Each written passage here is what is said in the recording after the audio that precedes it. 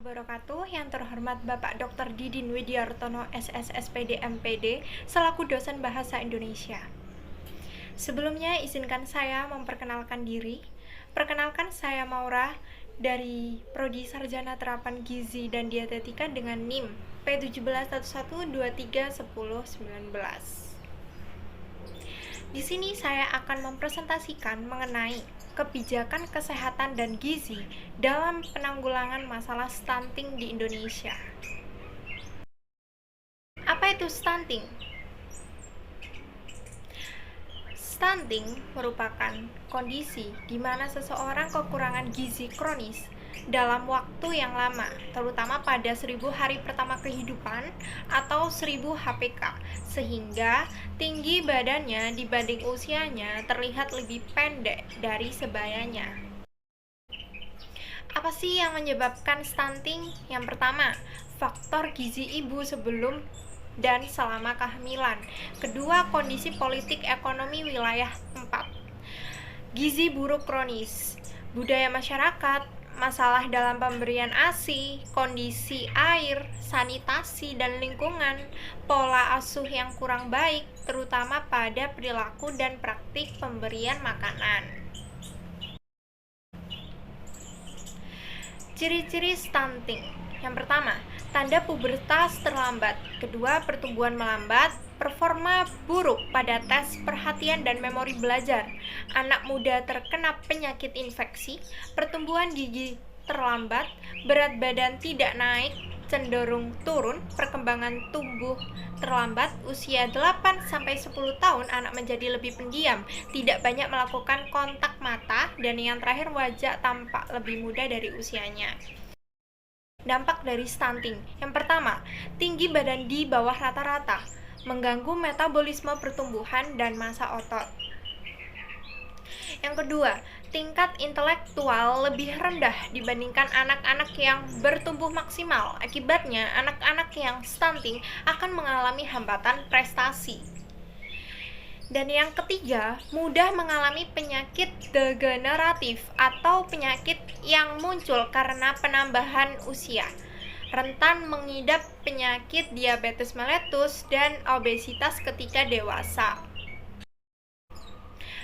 Pencegahan stunting. Yang pertama, pada ibu hamil, yaitu memperbaiki gizi dan kesehatan ibu hamil merupakan cara terbaik dalam mengatasi stunting.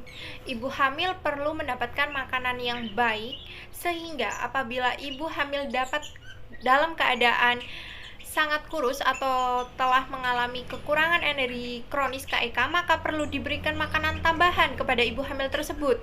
Setiap ibu hamil perlu mendapatkan tablet darah minimal 90 tablet selama kehamilan. Yang kedua, pada bayi lahir, persalinan ditolong oleh bidan atau dokter terlatih, dan begitu bayi lahir melakukan inisiasi menyusui dini atau IMD. Bayi dengan usia 6 bulan diberikan air susu ibu atau ASI saja, ASI eksklusif. Dan yang ketiga, bayi berusia 6 bulan sampai dengan 2 tahun. Mulai usia 6 bulan, selain ASI, diberi makanan pendamping ASI atau MPASI. Pemberian ASI terus dilakukan sampai bayi berumur 2 tahun atau lebih. Bayi akan memperoleh kapsul vitamin A, taburia, imunisasi dasar lengkap. Zat gizi makro untuk menghindari stunting. Yang pertama, zat besi berfungsi dalam sistem kekebalan tubuh, pertumbuhan otak, dan metabolisme energi. Sumber zat besi antara lain hati, telur ikan, kacang-kacangan, sayuran hijau, dan buah-buahan. Yang kedua, ada zinc, berfungsi dalam metabolisme tulang, penyembuhan luka, fungsi kekebalan, dan pengembangan fungsi reproduksi laki-laki. Bahan makanan mengandung zinc, hati, kerang, telur, dan kacang-kacangan. Yang ketiga, ada kalsium, berfungsi dalam pembentukan tulang serta gigi, pembentukan darah, dan kontraksi otot.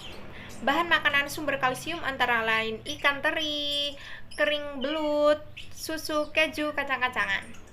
Yang keempat, ada yodium, sangat berguna bagi hormon tiroid, di mana hormon tiroid mengatur metabolisme pertumbuhan dan perkembangan tubuh. Yodium juga penting untuk mencegah gondok dan kekerdilan. Bahan makanan tersebut seperti ikan laut, udang, dan kerang.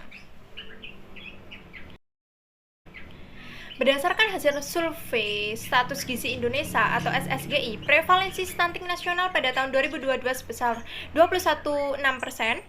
Untuk mencapai 14%, maka pemerintah menargetkan untuk dapat menurunkan prevalensi 3,8% di tahun 2024. Kesimpulan, upaya penanggulangan stunting merupakan suatu keharusan mendesak dalam mengatasi masalah kesehatan global yang mempengaruhi pertumbuhan dan perkembangan anak-anak di belahan dunia, apalagi di negara yang berkembang. Penanggulangan stunting memerlukan pendekatan holistik yang melibatkan berbagai sektor, termasuk kesehatan, gizi, sanitasi, pendidikan, dan sosial. Sekian dari saya, terima kasih. Wassalamualaikum warahmatullahi wabarakatuh.